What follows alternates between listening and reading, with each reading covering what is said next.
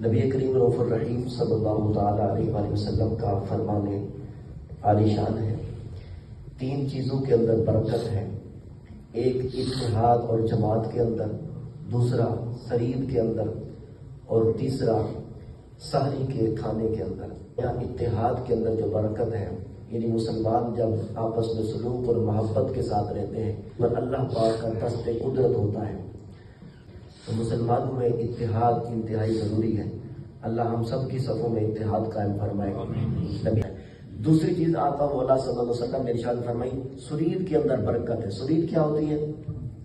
روٹی کے چھوٹے چھوٹے پیس کر کے شوربے کے اندر بھگو کر کھانا، چولہا بنا کے کھانا، چوری، جس کو سرید بولتے ہیں۔ نبی پاک صلی اللہ علیہ وسلم نے سرید کے کئی فضائل بیان فرمائے۔ آپ صلی اللہ علیہ وسلم نے ارشاد فرمایا، میری عائشہ کا مقام عورتوں کے درمیان اتنا بلند ہے جس طرح تمام کھانوں میں سرید کا شان بلند ہے، یعنی سرید عزت والا کھانا ہے۔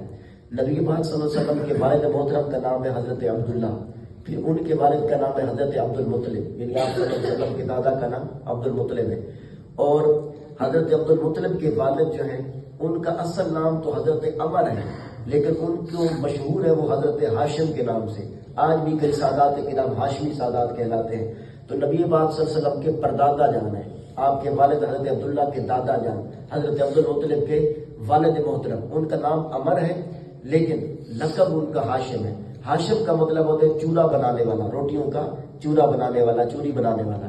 ہوا یوں تھا کہ حضرت ہاشم رضی اللہ تعالیٰ عنہ نے ایک دفعہ صدقہ و خیرات کی اور اس قدر کے اونٹ ذبح کر کے شوربے کے اندر سرید بنا کر، یعنی چورا بنا کر مسلمانوں میں تقسیم کیا، لوگوں کو کھانا کھلایا۔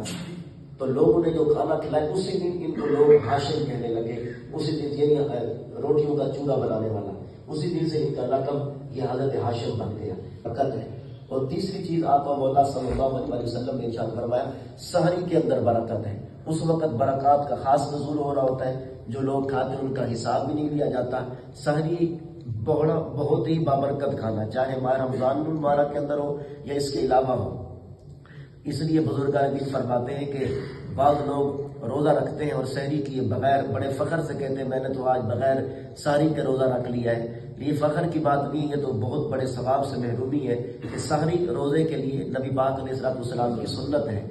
جب یہ سنت ہے تو اس کے اندر برکت ہی برکت ہے، اور اس کے اندر شفا بھی ہے، مریضوں کو شفا ملتی ہے جو سحری کھاتے ہیں۔ چاہے کھجور بھی مل جائے سحری کی نیت سے، چند گھونٹ پانی، یہ بھی نہیں ہے کہ آج کل ہم زیادہ روٹیاں کھاتے ہیں، یہ ضروری نہیں ہے، بس صرف سحری کی نیت سے بندہ ایک کھجور بھی کھا لے، پانی بھی پی لے تو اس کی سنت ادا ہو جائے گی۔ تو سنت کی نیت کے ساتھ اگر ہم کھائیں گے تو انشاءاللہ اس کی